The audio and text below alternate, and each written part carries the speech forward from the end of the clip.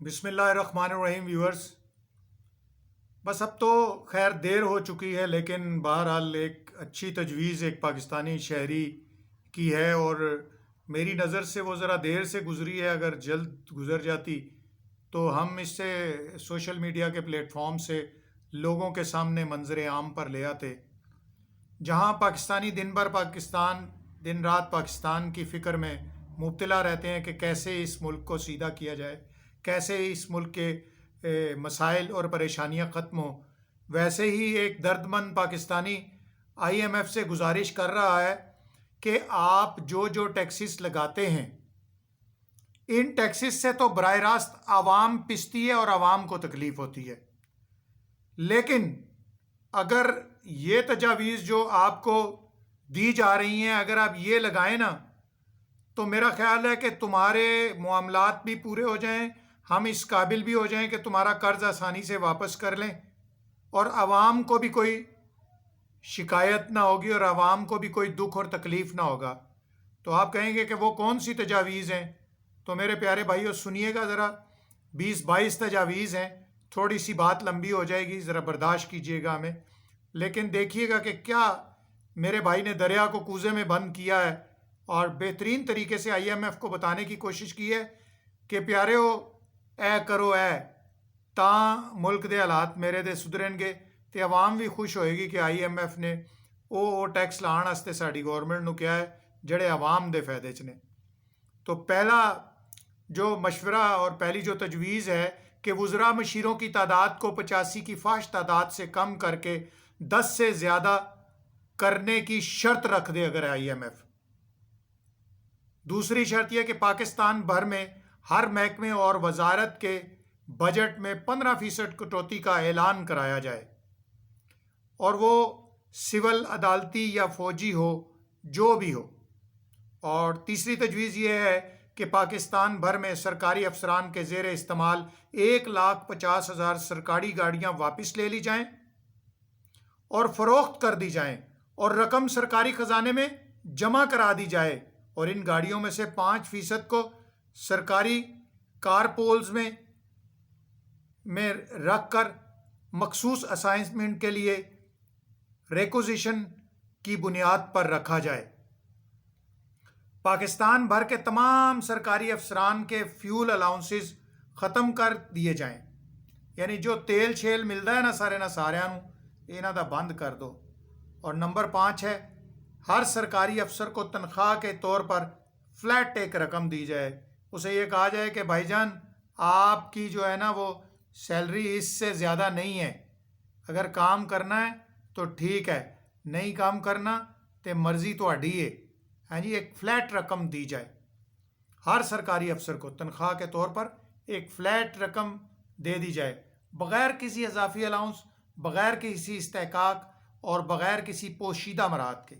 چھٹی تجویز یہ ہے کہ پاکستان میں سب سے زیادہ تنخواہ اس طریقے سے طے کی جائے کہ 4 لاکھ سے اوپر کسی کی تنخواہ نہ ہو اور 1.5 لاکھ سے اوپر پینشن بھی نہ ہو، اور دیگر تمام سرکاری افسران اور سول و فوجی وزراء اور ارکان پارلیمنٹ کی تنخواہوں اور پینشن کو یکساں طور پر ایڈجسٹ کر دینا چاہیے ایک جگہ پر.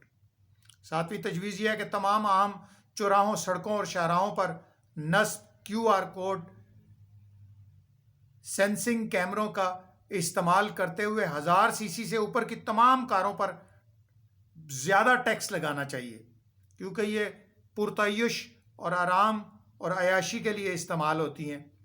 8ویں تجویز یہ ہے کہ ملک بھر کے تمام سرکاری دفاتر میں سے تمام AC اور ٹیلی ویژن سیٹ LEDs وغیرہ اتار لی جائیں تاکہ بجلی بچ سکے، اور بجلی بچانے کے لیے کاروباری اوقات شام 7 بجے تک محدود کر دیے جائیں.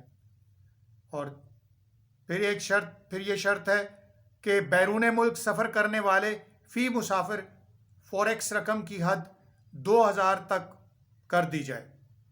اور 11ویں تجویز یہ ہے کہ افغانستان کا سفر کرنے والے فی شخص فوریکس الاؤنس کو $200 تک محدود کریں. 12ویں شرط یہ ہے کہ درآمدی متبادل کے طور پر پروگراموں کا انسٹیٹیوٹ، یعنی درآمد شدہ کوئلہ، نمبر 2 بے बी इम्पोर्टेड पॉम ऑयल, सी दरामद शुदा चीनी, हर किस्म का सामान, दरामद शुदा गर्म रोल्ड स्टील कुंडली। नंबर 13 जो है, अब ये तजवीज़ है कि इस वक्त नॉन टैक्स फाइलर कहलाने वाले और इस ज़ुमरे में आने वाले तमाम सहूलतकारों को ख़त्म कर दिया जाए। नॉन फाइलर बैरून मुल्क रकम भेजने और गैर मुल्की सफ़र करने पर उनके पाबंदी लगा दी जाए। हाँ जी, तभी ये लोग बाज आएंगे ना जी, वरना ये कब बाज आते हैं आपको पता है। और जितने लोग नॉन फाइलर हैं ना, उनको गैर मुल्की सफ़र पर उनकी पाबंदी लगा देनी चाहिए। उनको चीज़ें इंपोर्ट करने की इजाज़त नहीं होनी चाहिए, मशीनरी इंपोर्ट करने की इजाज़त नहीं होनी चाहिए, कारें इंपोर्ट करने की इजाज़त नहीं होनी चाहिए। और 14वीं तजवीज़ ये है कि दुकान के रकबे की बुनियाद पर पाकिस्तान की हर दुकान के लिए सालाना टैक्स, जिसे लाइसेंस फ़ीस कहा जाए, यानी बिज़नेस के लाइसेंस की सूरत में ये लागू कर दें। और 15वीं तजवीज़ ये है कि वेल्थ टैक्स, विरासत टैक्स और डिमांड इनकम टैक्स गैर इस्तेमाल शुदा प्रॉपर्टी पर भी लगा दिया जाए। टैक्स मुतारफ़ करवाएं, नए नए टैक्स मुतारफ़ कराएं, ये जो टैक्स बताए गए हैं इनकी तरह। और 16वीं तजवीज़ ये है कि टैक्स जो लोग माफ़ करवाएं ना, उन पर कड़ी नज़र रखें। जो लोग टैक्स माफ़ करवाते हैं और टैक्स में किसी किस्म की सहूलत और रियायत के लिए कहते हैं, उन पर ख़ास कड़ी नज़र रखी जाए। और ज़री टैक्स मुतारफ़ कराया जाए, ज़री टैक्स बहुत ज़रूरी है। और 17वीं तजवीज़ है, जायदाद की हर फ़रोख्त ख़रीदारी पर जायदाद की कीमत का 5% टैक्स लगा दिया जाए, जिसका फ़ैसला जायदाद की मौजूदा मार्केट वैल्यू की बुनियाद पर किया जाना चाहिए, जैसा कि हकूमती अहदेदारों मेमार पर मुश्तमिल बोर्ड ने फ़ैसला किया है। तो मेरे प्यारे भाइयों, तजवीज़ें तो इतनी ज़्यादा हैं कि मतलब है कि आदमी सोच नहीं सकता। अब 18वीं तजवीज़ ये है कि तंबाकू और सॉफ्ट ड्रिंक्स पर टैक्स दुगना करें। 19वीं पार्लियामेंट के तरक्याती फंड्स के तौर पर 90 अरब रुपए का पैकेज मनसूख कर दें। बिल्कुल, इस वक्त किसी पार्लियामेंटेरियन को बजट नहीं देना चाहिए तरक्याती फंड्स के सिलसिले में। छोटे मोटे काम जो हैं उन पे काम रोक दें, गुजारा करें बस अभी सिर्फ।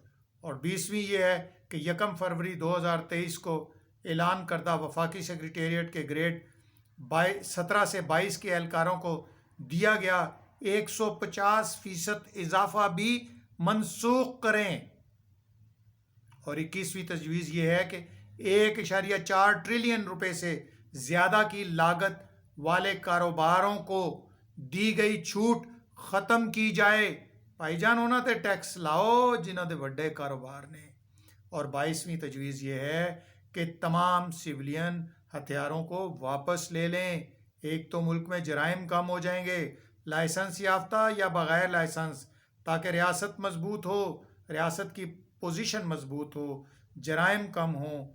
मज़कूरा 21 निकात पर अमल दरामद करने के लिए मुखलिस पाकिस्तानी शहरी IMF से ये दरख्वास्त कर रहा है कि हजूर वाला, अगर आप इंसानों के हमदर्द हैं, अगर आप ये चाहते हैं कि इस मुल्क यानी मुल्क के खुदादाद पाकिस्तान के इंसानों के साथ हमदर्दी की जाए, तो भाई इस किस्म की तजावीज़ देकर हमारी हुकूमतों से इस किस्म की तजावीज़ पर अमल कराएं।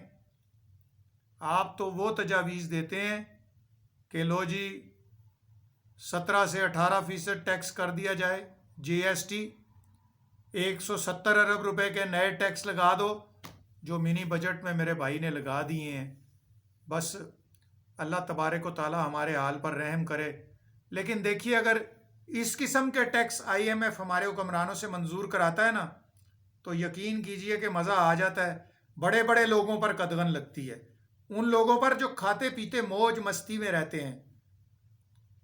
भाईजान, अब IMF को क्या कहा जाए। ये गुजारिश ही है कि अगली बारी जब कभी ऐसा कोई काम करे ना, تو ان پر اس قسم کی پابندیاں لگائیں جن سے ہمارے ملک کی اشرافیہ کو صبر کرنا آ جائے اور انہیں اپنے اخراجات پر کنٹرول کرنا پڑے۔ غریب تو کہاں سے کہاں پہنچ گیا ہے، آپ یقین کیجئے 2 وقت کی روٹی بھی مشکل ہو گئی ہے۔ یہ بھی بڑے افسوس کے ساتھ جو باتیں میں کر رہا ہوں، اب ہمیں پاکستانی آزاد شہری ہونے کی حیثیت سے ہم IMF سے درخواستیں کرتے پھریں کہ پاجی ساڈے حکمراناں نوں کہہ کے تے اے والے ٹیکس لواؤ تاکہ حکمراناں دیاں عیاشیاں ختم ہون۔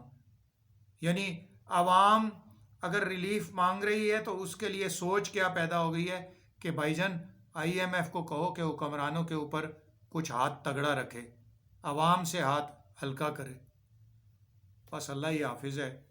منی بجٹ پیش ہو گیا ہے، پیٹرولیم کی قیمتوں میں بھی اضافہ ہوگا، ساری چیزوں میں اب اضافہ ہوگا۔ GST میں جو 1% اضافہ ہو گیا ہے، تو ہر چیز اگر جو ایک 100 روپے کی چیز ہے تو آپ دیکھیں اس پر بھی اضافہ ہوگا، 50 روپے کی چیز ہے اس پر بھی اضافہ ہوگا۔ ٹیکس تو پہلے ہی بہت ہمارے اوپر تھے۔ گیس آپ کو پتہ ہے 124% اس میں اضافے کا اعلان کر دیا گیا ہے۔ بس اللہ تعالیٰ سے دعا کرتے ہیں کہ اے اللہ اس ملک کے خداداد پر رحم کر۔ جو حکمران ہمیں یہ کہتے ہیں کہ ہم مشکل فیصلے کر رہے ہیں، مشکل فیصلہ تو میرے بھائی یہ ہوتا ہے کہ اپنے پیٹ پہ پتھر باندھو۔ دوسرے کے پیٹ پر پتھر باندھ کر دوسرے کے اوپر وزن ڈال کر اور آپ یہ کہتے ہیں کہ میں نے مشکل فیصلہ ہے، وزن خود اٹھاؤ نا بھائی، تب یہ مشکل فیصلہ ہے۔ یہ کوئی مشکل فیصلے نہیں ہیں جو اس وقت ہو رہے ہیں، یہ سب آسان فیصلے ہیں کہ اے پار سارا غریباں تے پا دیو۔ انشاءاللہ پھر کسی موضوع کے ساتھ حاضر ہوں گے آپ کے سامنے۔ تو یہ بہت پیاری تجاویز تھیں اگر یہ ہو جاتی تو، لیکن یہ ہو نہ سکی۔ چلو بھائی جی اگلی باری آئے ہو تے ساڈے حکمراناں کو یہ چیزاں منوا لینا، ٹھیک ہے؟ اللہ میرا اور آپ کا حامی و ناصر ہو۔